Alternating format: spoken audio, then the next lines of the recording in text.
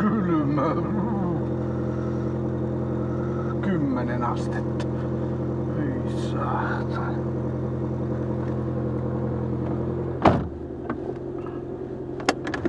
Piti lähteä tonne eläinlääkäriin hoitamaan Niilon rabies vasta-ainetesti. Se on jotain 190. Se täytyy olla sen takia tehtynä se vasta-ainetesti, että pääsee EUn ulkopuolelta takaisin EUn alueelle. Esimerkiksi Suomikin vaatii, jos lentokoneella tulisi Suomeen koiran kanssa, joka tulee vaikka sanotaan, että Turkista, joka ei ole EU-maa. Niin tää vasta-ainetesti, rabies vasta-ainetesti olisi pitänyt tehdä. Se on aika silleen pitkä prosessi, se ottaa pari viikkoa täällä Suomessa, kun Suomessa on laboratorio, jossa niitä tehdään. Jos oot EUn ulkopuolelta ja oot tuomassa koiraa EU-alueelle, niin se vasta-ainetesti pitää tehdä mun tiedon mukaan jossain EU-jäsenvaltiossa se testi täytyy olla tehtynä. Eli silloin jos sä oot vaikka Turkista tulossa, niin sun pitää Turkissa ottaa se koiran verikoe ja sitten se lähetetään johonkin EU-maahan, jossa on laboratorio, joka tekee näitä testejä. Ja sitten sieltä lähetetään takaisin sulle se todistus. Eli sen takia EUn ulkopuolelta tehtynä, niin tää on vieläkin pitempi prosessi. Saattaa mennä useita kuukausia ennen kuin siellä saat sen testituloksen ja todistuksen. Mutta Suomessa on Kuopiossa, taitaa olla Ruokaviraston toi laboratorio, mihin se menee ja missä se tehdään Suomessa, niin Suomessa se ei nyt kestä kuin noin pari viikkoa. Saattaa mennä siis niinku minimissään se 2 viikkoa. Sen takia mä haluun sen täällä tehdä muutenkin, että se on suht nopea tehdä Suomessa. Hintaa mä vertailin ja oon kysellyt, että onko se kuinka paljon niinku halvempi ulkomailla, mutta ei siinä kovin, muutamia kymppejä saattaa niinku 2-40 euroa ehkä saatat säästää teettämään sen jossain muussa maassa. Et hinnan perässä en kyllä lähtisi ulkomaille teettämään sitä. Tää on nyt kuitenkin hyvä tietää karavaanareillekin, jotka koirien kanssa liikkuu, että jos meinaatte mennä EUn ulkopuolelle, kun tulette takaisin EU-valtioon, niin siellä rajalla sitten kysytään tätä rabies vasta-ainetestin todistusta. Sveitsi ei taida olla EU:ssa, niin mä veikkaan, että Sveitsi on sellainen maa, josta sitä ei vaadita, jos tuut Sveitsistä, mutta suurin osa ei EU-maista, niin sieltä kun tuut, niin tarvitsen testin. Joo, me käydään tossa nyt otattamassa se verikoe. Mä käyn viemässä pari kappaletta näitä tilattuja Hungry Camper tarroja. Kiitoksia vaan kaikille tähän asti tarran ostaneilta. Mä en osaa puhua. Kello on 7 aamulla nimittäin, niin mulla ei oikein tää suomen kieli vielä ole tarttunut. Eli kiitoksia kaikille tähän asti, tähän mennessä tarran tilanneille. Kiitokset tilanneille. Niin. Tosiaan tää koiran rabies vasta-ainetesti on nyt tällä vähän ylimääräinen, aika iso kulu tässä näin. Sen takia noita tarroja tossa mainostan. 10 PayPaliin ja osoitetiedot sinne PayPaliin. Mikäläinen laittaa tarroja tulee. Ja nyt tulee muuten yhtä tarraa vastaan tulee yksi yllätystarra myös mukaan. Ja jos sä olet saanut tämän videon julkaisun aikana tarran, niin kommentoi mitä pidit. Joo, nyt on myöskin Škodan viimeinen ajo. Tää on nyt, myin Škodan 350 €. Hyvä siistikuntoinen Škoda. Tässä on vähän vikaa. en tiedä mitä. Vähän rytkyttää ja kytkin jurnuttaa ja se ei kyllä luista, mutta tyrryyttää aika kovasti. Sen siitä nyt sai 350, että ois nyt sen aikaa pysynyt ehjänä tää Skoda, että ois saanut edes sen 800 € tästä näin ehjänä. Ois ollut ihan hyvät matkarahat, mutta totta kai se tossa 2 viikkoa sitten päätti hajota. Just kun tuli 500 tonnia täyteen Skodalla. On tää ihan hyvin 1.8 turbo pensakone 2002 kohan tää on vai mikä tää on, Skoda Octavia, 500 000 täynnä. Tosi hyvät koneet näin, laakerit ja nivelet vaan aivan onnettomia, noin muuten. Ja hyvä auto kyllä ajaa, oon mä tykännyt. Ja nyt jos tää olisi jäänyt mulle ja ei oltais reissuun lähdössä, niin olisin tän Skodan korjauttanut itselleni käyttöön tää sen verran. Tällainen perus hyvä auto. Mut tosiaan nyt on Ivecoon vaihdettu kytkin levy, kytkin asetelma, painelaakeri. Se painelaakeri piti aikamoista rahinaa jo. Sitten pakoputki, se oli huonosti kiinni. Sekä se oli puoliksi jo poikki, semmärälläköön poikki ja hitsattiin uusi liitos sinne. Sitten se huono liitos, mikä siinä oli, siellä on sellaiset jousipultit, se oli ihan onneton, tehtiin se vähän paremmin. Ja nyt ei putkikaan enää vuoda ja nyt se on kestävä, mitä noi hitsaukset nyt noissa putkissa kestää sen vuoden 2, onpahan kuitenkin. Cardaniin on vaihdettu molemmat tukilaakerit, ne oli aivan paskat, se takimainen tukilaakeri, se oli vaikka ei se siinä tuntunut, niin sen kun otti irti, niin se oli aivan jumissa. Se on varmaan leikannut joskus kiinni tai jotain. Se oli aivan, ei sitä enää käsineen, kun se oli irrottanut, niin sitä ei käsineen jaksanut enää edes pyörittää. Et ei ihme, jos on kulutus ollut 16 litraa sataselle. Veikkaan, että noilla tukilaakerien vaihoilla niin saattaa kulutuskin tippua jo litran verran, ellei 2kin. En tiedä. Mut on se nyt, mä oon nyt käynyt vähän ajelees tos noin hiekkatiellä nyt vasta, mutta on se nyt kyllä niinku selkeästi kevyemmän tuntunen ajaa. Siis painoltaan ja sit myöskin niinku varmaan sen laakerinkin takia niin ei tarvi niin paljon kaasua painella. Ja kun me irrotettiin takalaita siitä, niin se tuntuu myös niinku painomielessä niin paljon kyllä kevyemmältä. Että ihan järkeviä asioita tässä on tehty. Sitten tietenkin vaihelaatikko uudet öljyt. Perässä onkin jo keväällä vaihdettu uudet peräöljyt. Vaihelaatikkoon laitoin valvollinen 75V80 GL4. Ja tosi Ivecossa peräöljy pitää olla GL5, 80V90 ne peräöljyt. Ihan motoksia vaan. Täytyy katsoa, jos nuo peräöljyt jossain vaiheessa, ne nyt on niin helppo vaihtaa eikä mitään filttereitä tarvitse tollasta noin, niin jos peräöljyt jossain vaiheessa päivittäis vielä joku mobiiliin tai joku.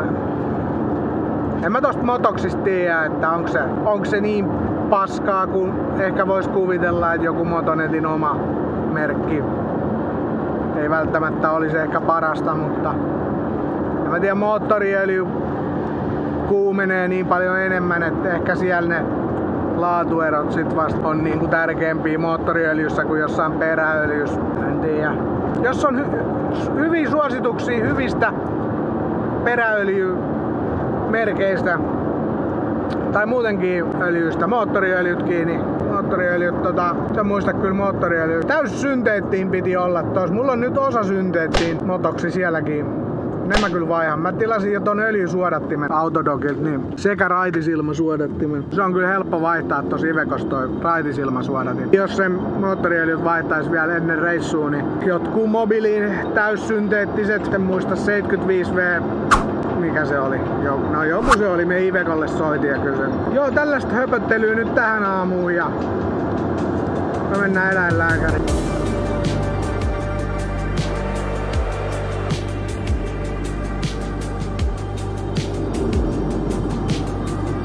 Kuka tunnistaa paikan?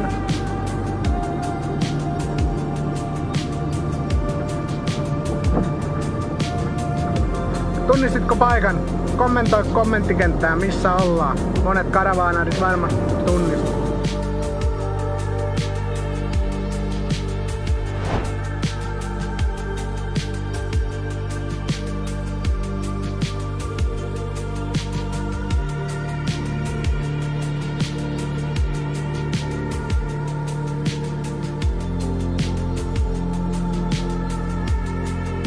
No niin, nyt on saavuttu Felinos eläinklinikan pihaan odottaa. Mun taas puoli tuntia etuajas.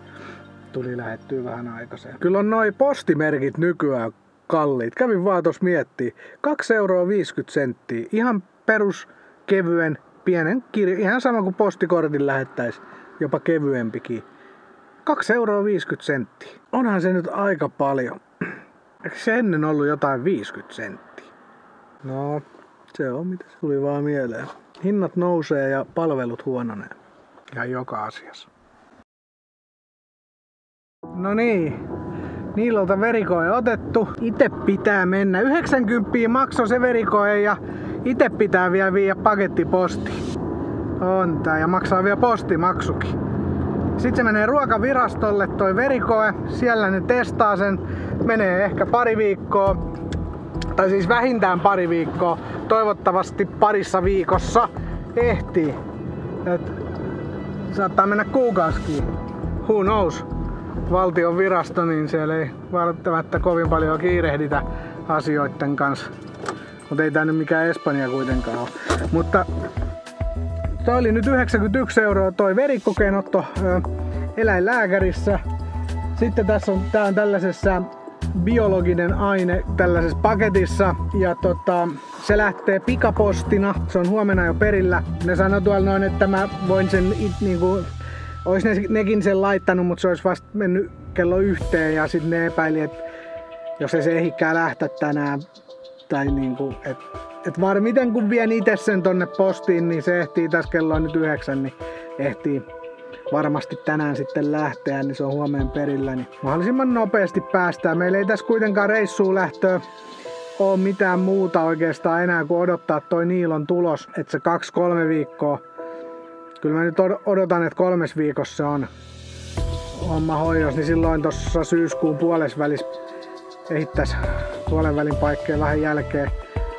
Päästäis autolautalla sitten Via Balticaan kohti Välimeren rantoja ja Romanian ja Bulgarian, tai Romanian metsiä ja Bulgarian lihapatoja.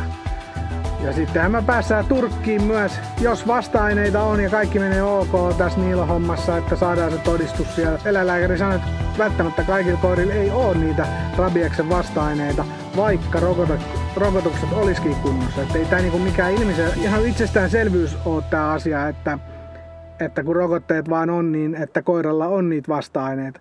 Koiralla pitää olla vasta-aineita rabiesta vastaan, ja jos ei sillä ole, niin sitä todistuksella ei tee yhtään mitään. Toivotaan, että kaikki menee siltä osin hyvin. Ja sitten kun meillä on se todistus, niin me lähdetään reissuun, ja kyllä myö niin kuin Turkissa käydään, se on varma, siinä Bulgaria-Kreikka-akselilla kun pyöritään, niin kyllähän me nyt siinä Turkissa käydään ainakin vetämässä döneri, kebabia ja mesejä pöydät notkuen. Se on aivan varma. Balkanin maista mä en vielä tiedä, että olisiko joku Montenegro, ehkä Albania. Saa nyt nähdä, jos jotain ihan överi hienoja mestoja siellä on. Saa muuten kommentoida, linkata jotain hienoja paikkoja noista Balkanin maista ja muutenkin tuolta Kreikka-Turkki-akselilta, jos on jotain hienoja puskaparkkivinkkejä tai jotain hyviä ravintoloita, kebabia ja muuta. En tiedä Balkanin maista. Mä en onhan niin hieno käydä ja ne on hienoja. Mä oon kuullut paljon hyvää. Mutta mulla ei ole semmoista, että tonne on pakko päästä. Et kyllä se eniten kiinnostaa turkkilainen ruoka. Se turkkilainen ruoka, se on, mä tykkään siitä ihan todella paljon. Et yhtään vähättelemättä kreikkalaista ruokaa. Se on pakko mennä turkkilaista kebabia vetää. Onhan se nyt sellainen. Se on vähän sama kuin italialainen pizza tai jotain, turkkilainen kebab. Onhan se on oma juttusa. Mut nyt mä menen tuohon postiin. Hirveästi maksa postimaksut. Ja näin. Tossa kyllä paketissa lukee, että vastaanottaja maksaa postimaksun, mutta ei kuulemma maksa.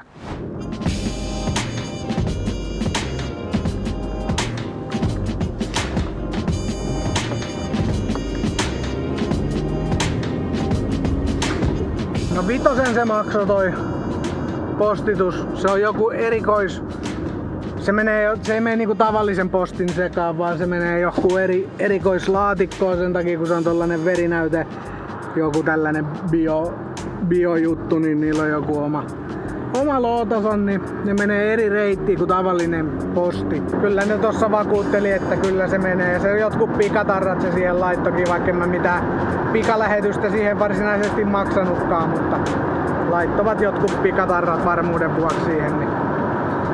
Näillä mennään. Mä pidän teidät ajan tasalla siitä, että miten testin kanssa käy, ja video tulee sitten reissuun kun lähdetään, ja tää tulee tässä nyt muutakin varmaan, mutta vedethän sinne pitäisi nyt Ivecon tankkiin laittaa. Sitähän mä oon tässä pelännyt, stressannut. Viime kesänähän tuli vedet lattialle, niin kuin osa teistä tietää. Ivecon lattialle vesitankki vuoti vedet ja auto meni sitten purkuun, just kun oli valmiiksi saanut niin viime syksynä, niin ei muuta kuin purkuun vaan, lattiat auki ja kuivumaan. Talven se oli sitten kuivumassa ja keväällä alettiin rakentaa uudestaan ja nyt se on sitten taas valmis. Tosiaan vedet laitetaan nyt tässä ihan lähipäivinä ja mä tietenkin kuvaan sitten sen operatioonin, niin näette sitten, että olette sitten mun kanssa hermoilemassa samaan aikaan siinä, että kuseeko ne saakelin liitokset jostain vai ei. Ne liitokset, jotka kusi, messinkiliitokset, ne on nyt laitettu kierreliimalla ja ei pitäisi vuotaa. Mitkään muut, noi John Quest, noi, mitkä nää nyt on? Uniquick, oliko se Uniquick? No kuitenkin näitä sinisiä pikaliittimiä, niin muoviputkiliittimiä, niin ne ei kyllä vuotanut. Mä ihmettelen vieläkin, miten ne ei muka voi vuotaa, mutta ei ne vaan vuoda. Jotenkin mä vaan ihmettelen, miten ne voi olla vuotamattomia, mutta hyvin ne kyllä ne kesti. Ei se nyt pitäisi vuotaa, eikä se nyt vuoda, mutta kun minkäs teet, kun hirveä ressi. Ihan älytön ressi. Vittu jos se vuotaa, niin. Mut nyt mä katon tarkka. Mä viimeksikin kokeilin pari kertaa, mutta ei tuntunut missään mitään märkää ja sit yhtäkkiä tuntuikin märkää, niin en tiedä.